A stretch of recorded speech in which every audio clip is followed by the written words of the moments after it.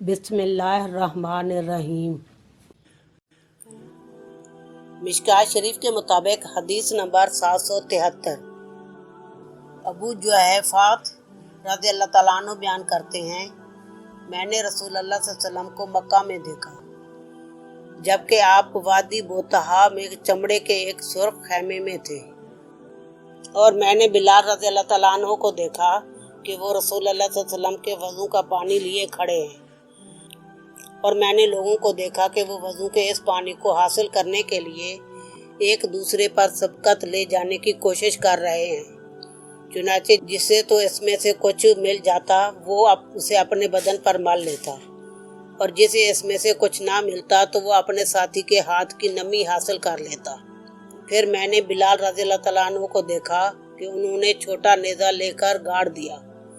پھر رسول اللہ صلی اللہ علیہ وسلم سرخ جوڑا زیب تن کیے ہوئے تیزی سے تشریف لائے۔